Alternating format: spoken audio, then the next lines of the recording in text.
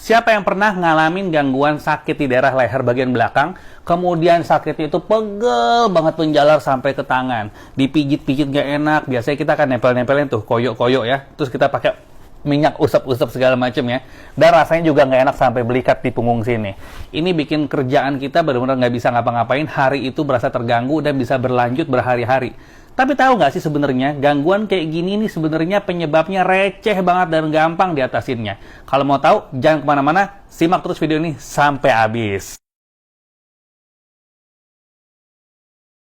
Assalamualaikum warahmatullahi wabarakatuh. Ketemu lagi dengan saya Dr. Ziki Youmana, spesialis saraf. Kita akan bahas apa yang tadi saya sebutin di depan ya. Jadi banyak nih pasien-pasien saya yang datang itu keluhannya bukan sakit stroke atau segala macam ya. Ini penyakitnya penyakit yang common atau sering terjadi pada usia muda atau usia produktif. Jadi banyak banget yang datang dengan keluhan biasanya ada rasa pegel di tangannya. Kalau tangan pegel biasanya kemana? Biasanya adalah ke tukang urut atau dipijit. Nggak ada salahnya juga asal kita bisa tahu cara mijit dan ngurut yang benar dan juga nggak terlalu heboh ya. Tapi biasanya setelah dilakukan tindakan-tindakan tersebut, keluarnya nggak membaik, tapi tetap aja ada terus-terusan. Nah, disinilah mulai beredar atau muncul rumor di masyarakat yang katanya, oh ini kolesterol, ini pengentalan darah, oh ini karena ini asam urat, segala macam, darah tinggi. Ya oke, itu sebenarnya salah, oke? Yang benar ini adalah disebabkan karena adanya gangguan di daerah saraf leher yang kita sebut namanya cervical syndrome atau nama kerennya brachialgia. Oke, nama sederhananya apa? Nama sederhananya adalah gangguan saraf dan otot di daerah leher yang menyebabkan sarafnya itu mengalami iritasi atau tersenggol. Nah, saraf di leher ini ada yang lari ke kepala, lari ke lengan, lari ke belikat dan sekitarnya. Nah, kalau kena yang larinya ke arah lengan, maka akan muncul keluhan tersebut. Ibaratnya sebuah komputer, kalau komputernya itu mati, kemudian kita akan cek komputernya, tapi komputernya bagus-bagus aja. Kenapa komputernya mati? Ternyata kabelnya yang bermasalah. Begitu juga dengan kasus ini. Yang dirasakan adalah tangan, tapi sebetulnya bukan tangannya yang bermasalah, tapi kabel tangan yang berasal dari leher tadi, itu yang bermasalah. Oke, pertanyaan berikutnya, kenapa kok sampai begini gitu ya? Nah, ini sering terjadi pada orang-orang yang mengalami gangguan ergonomik atau gangguan posisi yang tidak sesuai atau tidak ergonomis sebagaimana mestinya. Contoh, ini sering terjadi pada orang-orang yang sering melakukan aktivitas menunduk lama, ya. Menunduk lama, misalnya kita komputer, kita gadget, ya, buat yang ibu-ibu biasanya yang check out belanja online gitu ya. Kemudian orang yang suka nulis, baca, atau yang suka motong makanan, suka menyulam, apapun yang dilakukan nunduk gitu ya. Kemudian yang kedua adalah orang-orang yang sering meletakkan benda sebelah pada posisi bahu. Entah itu tas dicantel, tas diselempang, atau apapun. Pokoknya dia hanya sebelah, itu tidak disarankan. Yang disarankan adalah simetris.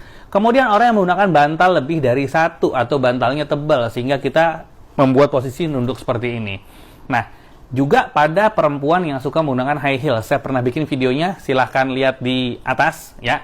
Nah, ini terjadi secara akumulasi. Jadi nggak cuma 1 hari, 2 hari, 1 bulan, 2 bulan, tapi bisa berbulan-bulan bahkan tahunan. Terus gimana dong? Oke, yang harus dihindari adalah kita harus menghindari posisi-posisi menunduk kayak tadi.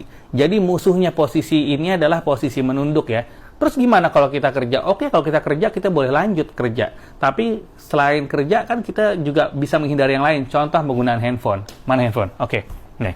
Handphone tidak disarankan menggunakannya seperti ini. Ini menunduk ya. Ya, ini kita sebut namanya texting neck syndrome.